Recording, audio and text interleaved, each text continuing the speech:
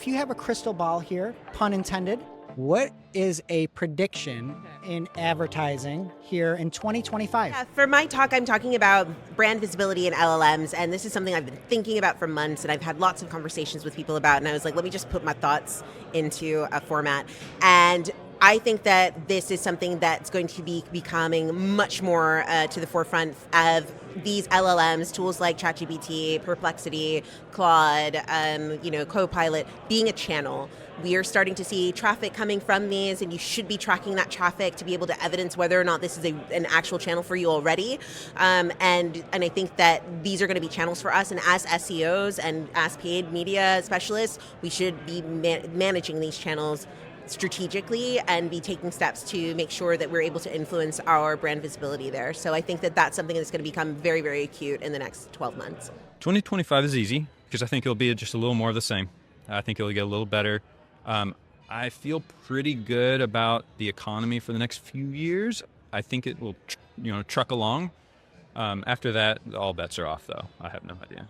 I think that Meta will start to improve its AI, and hopefully we can get some reporting and analysis and get an AI fact finder and be able to do our job even more seamlessly and more efficiently and effectively. Isn't it funny? We're just like, yeah, this is what we want. And instead you're like, oh no, here's the AI you got. Yeah, give it to us. We need it. We want it. And we're also spending a lot of money with you, so make it better for us. I think one of the biggest challenges we're going to have coming into this year is saying goodbye to enhanced CPC. Do you have any advice for people who are have had a lot of success with it and where you should, it seems like you might not think it's a big deal. What are your thoughts? Yeah, my thoughts are meh. People were still using enhanced CPC. Yeah. There are specific use cases where you might want to use manual CPC, but especially with the way close variants work with match types now, those are few and far between. So I would say it's smart bidding or bust. If smart bidding is not working for you, then I encourage you to figure out why that's the case and try to get it to work rather than fighting to hold on to manual CPC. I think that there's going to be some changes with keywords. I think that possibly phrase match might be going away, and we're moving more towards broad, or we're renaming these keywords match types because they make no sense as they are now. And you have to train people and explain that phrase match doesn't have phrase and exact and exact, correct? Yeah, and it's insane. I think that we have to focus more on creative.